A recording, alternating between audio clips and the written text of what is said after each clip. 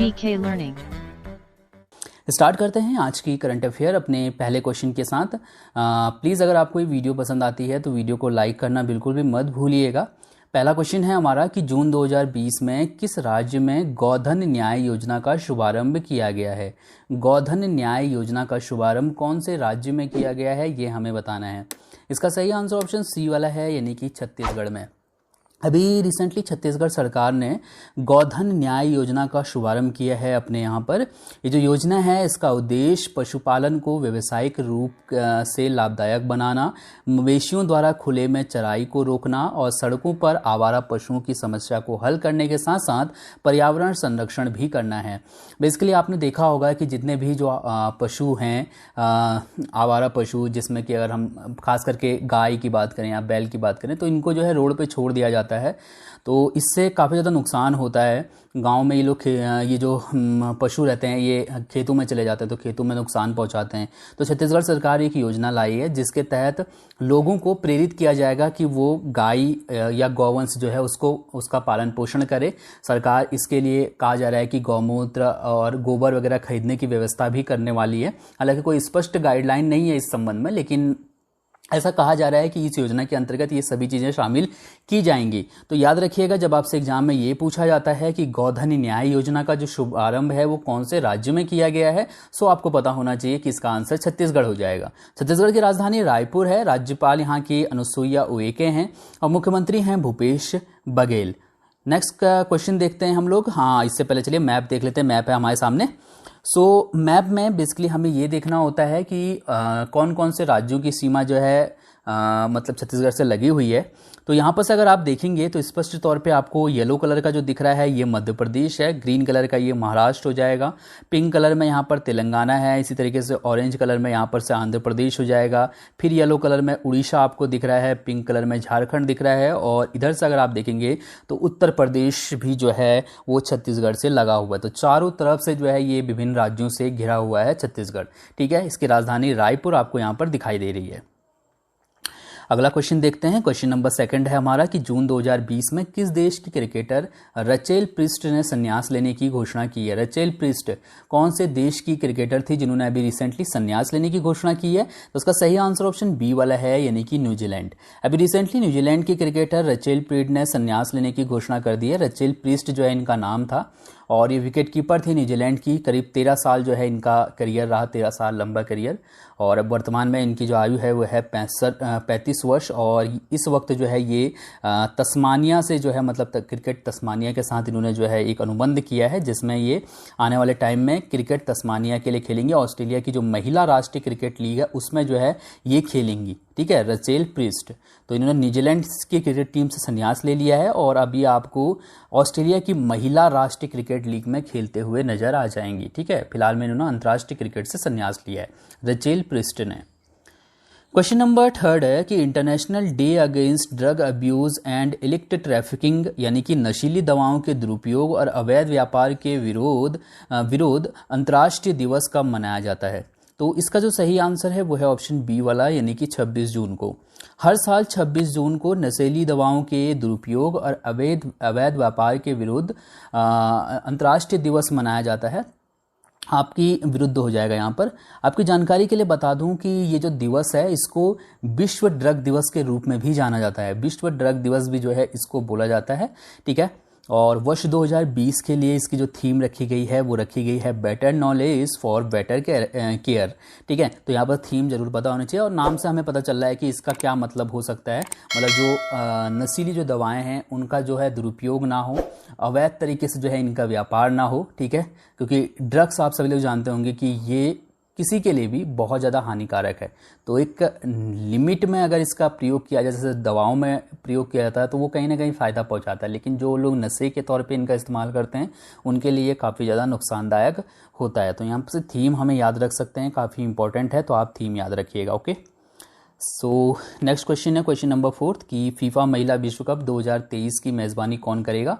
FIFA महिला विश्व cup 2023 की जो मेज़बानी है वो कौन करेगा, तो ऑस्ट्रेलिया और न्यूजीलैंड करेंगे। सो डी वाला यहाँ पर से सही है, ठीक है। बी और सी दोनों ही ऑप्शन यहाँ पर से सही हैं। ये जो टूर्नामेंट होने वाला है फीफा महिला विश्व कप 2023, इसका आयोजन 10 जुलाई से 20 अगस्त तक किया जाएगा। ये पहला मौका है जब ऑस्ट्रेलिया और न्यूजीलैंड को महिला विश्व कप की मेज़बानी दी गई है। इससे पहले अमेरिका और चीन दो बार महिला विश्व कप की मेज़बानी कर चुके हैं, जबकि स्वीडन, जर्मनी, कनाडा और फ्रांस ने एक बार जो है इस टूर्नामेंट को होस्ट किया है।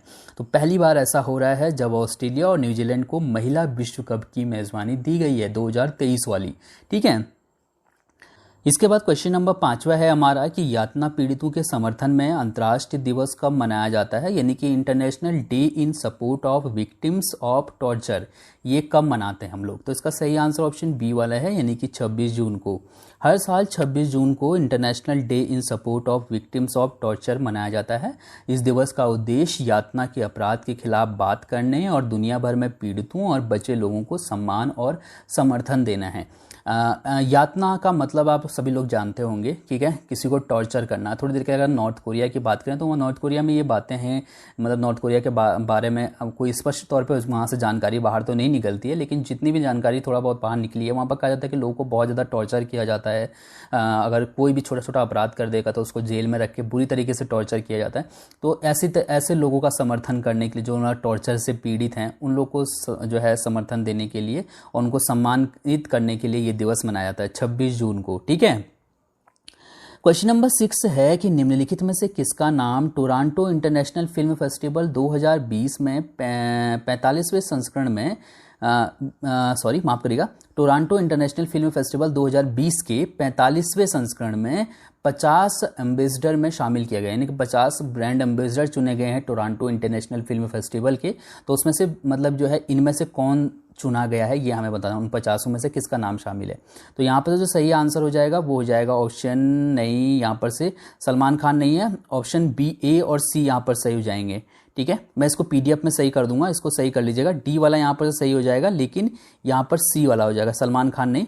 प्रियंका चोपड़ा और अनुराग कश्यप, इन दोनों को अभी recently Toronto international film festival 2020 के 45वें संस्करण में 50 ब्रांड एम्बेसडर में शामिल किया गया है, ठीक है। ए और सी वाला यहाँ पर सही है, ध्यान रखिएगा। और अब ये जो टोरंटो इंटरनेशनल फिल्म फेस्टिवल होने वाला है, इसका आयोजन 10 से 19 सितंबर तक होने वाला है। और इस बार पहली बार ऐसा हो रहा है कि टोरंटो इंटरनेशनल फिल्म फेस्टिवल का जो आयोजन है वो वर्चुअली किया जाएगा, ठीक है। तो याद रखिएगा, भारत से मतलब 2 लोग जो है ब्रांड एम्बेसडर के तौर पे चुने गए हैं टोरंटो इंटरनेशनल फिल्म फेस्टिवल में। उनका नाम है प्रियंका चोपड़ा और अनुराग कश्यप। इसके बाद अगला क्वेश्चन है क्वेश्चन नंबर 7वां कि जून 2020 में मेरिलबोर्न क्रिकेट क्लब एमसीसी के अध्यक्ष बनने वाली पहली महिला कौन है। तो इसका जो सही आंसर है वो है ऑप्शन ए वाला, यानी कि क्लेयर कोनोर, ठीक है। क्लेयर कोनोर वो अभी रिसेंटली एमसीसी यानी कि मेरिलबोर्न क्रिकेट क्लब की अध्यक्ष बनने वाली पहली महिला बन गई हैं। तो ध्यान रखिएगा, अगले साल अक्टूबर में जो है 1 अक्टूबर से ये अपना पदभार ग्रहण करेंगी।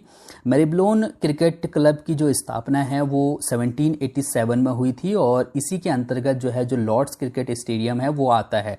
तो ये बहुत पुराना जो है ये क्लब है और अभी तक इसके इतिहास में 200 वर्ष से भी ज़्यादा के इतिहास में इसका ऐसा कभी नहीं हुआ कि एक महिला को अध्यक्ष के तौर पे चुना गया था, लेकिन अब क्लेयर कोनोर को चुना गया है, जो कि काफ़ी इंपॉर्टेंट क्वेश्चन हमारे लिए हो जाएगा।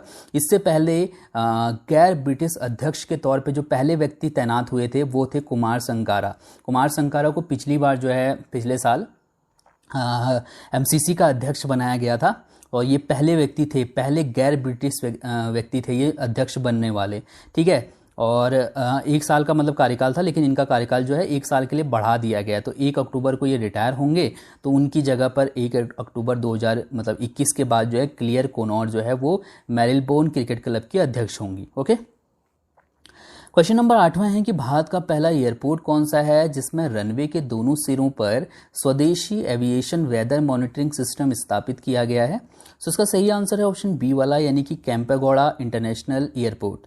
केम्पेगौड़ा इंटरनेशनल एयरपोर्ट बेंगलुरु जो है वो ऐसा रनवे है जिसके दोनों छोरों पर स्वदेशी रूप से विकसित एविएशन वेदर मॉनिटरिंग सिस्टम लगाया गया है। तो ध्यान रखिएगा ये जो सिस्टम है तो आपको पता होना चाहिए कि ये जो सिस्टम है ये किसके द्वारा विकसित किया गया है। तो ये CSIR नेशनल एयरोस्पेस लैबोरेटरीज ने जो है तैयार किया है बेंगलुरु में, ठीक है।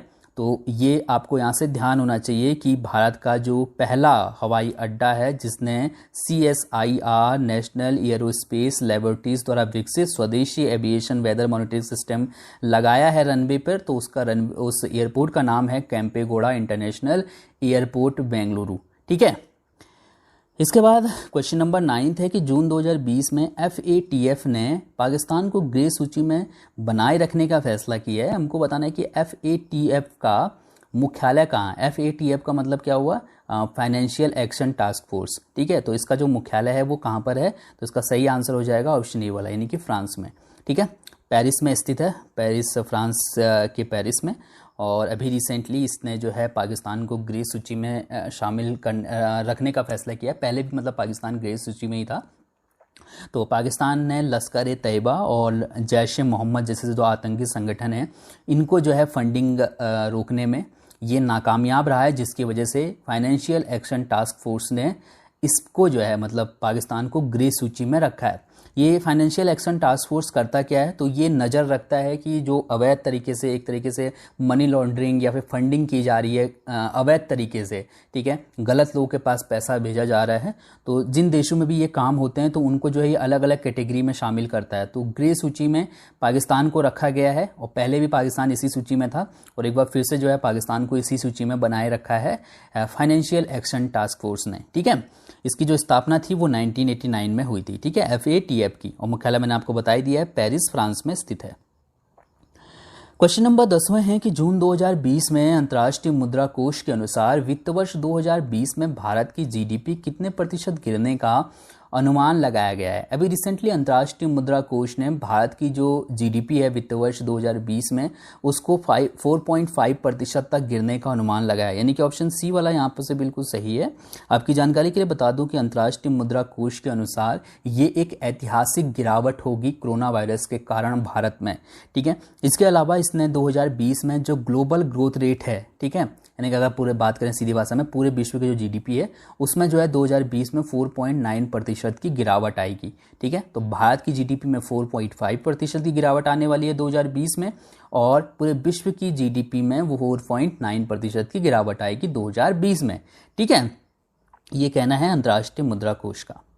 क्वेश्चन नंबर 11 है कि जून 2020 में किसके द्वारा आत्मनिर्भर उत्तर प्रदेश रोजगार कार्यक्रम लॉन्च किया गया, तो उसका सही आंसर है ऑप्शन ए वाला, यानी कि नरेंद्र मोदी। प्रधानमंत्री नरेंद्र मोदी ने अभी रिसेंटली आत्मनिर्भर उत्तर प्रदेश रोजगार कार्यक्रम लॉन्च किया है। इस कार्यक्रम का उद्देश्य उत्तर प्रदेश में 1 करोड़ लोगों को रोजगार उपलब्ध करवाना है, ठीक है। याद रखिएगा कि इसके तहत लोगों को आत्मनिर्भर बनाने के जो है कोशिश की जाएगी और साथ ही साथ जितने भी जो रोजगार देने वाले जो संगठन हैं उनके साथ जो है उत्तर प्रदेश सरकार ने भागीदारी की है ताकि ज़्यादा से ज़्यादा लोगों को रोजगार मिल सके, ठीक है। तो आत्मनिर्भर उत्तर प्रदेश रोजगार कार्यक्रम लॉन्च किया है नरेंद्र मोदी, प्रधानमंत्री नरेंद्र मोदी ने, ठीक है। क्वेश्चन नंबर 12 है कि जून 2020 में लॉन्च मुख्यमंत्री मातृ पुष्टि उपहार नामक योजना का जो संबंध है वो किस राज्य से है। मुख्यमंत्री मातृ पुष्टि उपहार एक योजना है और इसका संबंध है त्रिपुरा से, यानी कि ऑप्शन ई वाला यहाँ पर से बिल्कुल सही है। ध्यान रखिएगा, इंपॉर्टेंट क्वेश्चन है। इस योजना के तहत शिशु और मातृ मृत्यु दर को कम करने के लिए गर्भवती और स्तनपान कराने वाली महिलाओं को पोषण किट जिसमें कि गुड़, घी, सोयाबीन और मिश्रित दालें होंगी ये प्रदान किया जाएगा, ठीक है। तो एक महिला को 4 बार जो है 4 पोषण किट दी जा सकती हैं। इसके अंतर्गत महिलाएं प्राथमिक स्वास्थ्य केंद्रों पर जाकर समय समय पर जांच करवा सकती हैं। तो इस योजना के तहत जो सरकार है वो कोशिश करेगी कि शिशु और जो मातृ मृत्यु दर है उसको कम किया जाए। त्रिपुरा की राजधानी अगरतला है, मुख्यमंत्री विप्लव कुमार देव हैं और राज्यपाल रमेश बैस हैं। अगर मैं आपको मैप में दिखाऊं त्रिपुरा, तो इसकी जो सीमाएं हैं वो मिजोरम और असम से लगी हुई है। साथ ही साथ अगर आप एक अंतर्राष्ट्रीय सीमा देखेंगे तो बांग्लादेश से भी त्रिपुरा की सीमा लगी हुई है।